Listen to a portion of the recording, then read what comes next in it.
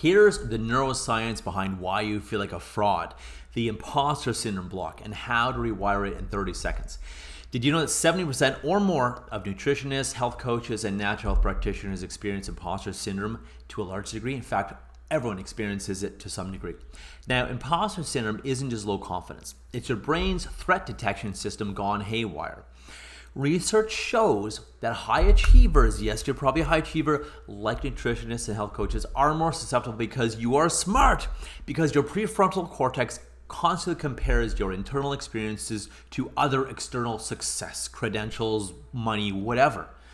And the Dunning-Kruger effect, it's fascinating, read up on it, explains this. The more you learn, the more you become aware of what you don't know. And also, the Dunning-Kruger effect says that the least people know, well, the more they think they know. The more experts they think they are, the less they know. It's fascinating, right? So your advanced education, and all of the nutritionists and health coaches I've come upon are very, very smart. So your advanced education actually triggers more self-doubt, not less. So what to do? Notice your triggers. Your triggers, they're a gift. It's showing you something, any trigger. Do you freeze when clients ask complex questions? When they ask for your price? When they ask for the discount? When they say, well, that's expensive? Do you over-research before giving advice that you already know and you're already 99% sure, even 90% sure about? Does your heart race when other practitioners speak at events or have written books or done webinars? And you could do the same thing, but for some reason you're like, oh, I don't know, could I do that? This is imposter syndrome activating your sympathetic nervous system. So here is the evidence-based reset.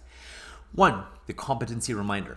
Take 4 deep breaths and double the exhale versus the inhale. So you inhale over 1 or 2 or 3 breaths, double the exhale, do it like 6 or 7.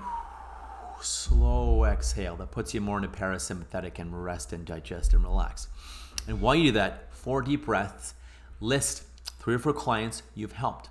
This activates your anterior cingulate cortex, the brain region responsible for self-compassion and realistic self-assessment, actual realistic self-assessment, not the peanut gallery, the imposter syndrome gallery.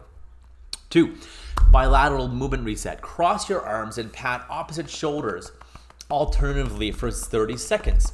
This stimulates both brain hemispheres and it integrates logical thinking with emotional regulation. It connects the 2 brains, the overly logical, the overly emotional, and kind of neutralizes them or has them cooperate and helps you get rid of that imposter syndrome. So again, just bilateral movement. It sounds wacky and it works while you keep thinking and while you just think about this and debate the problem or think about what you are anxious or feeling imposter-like about.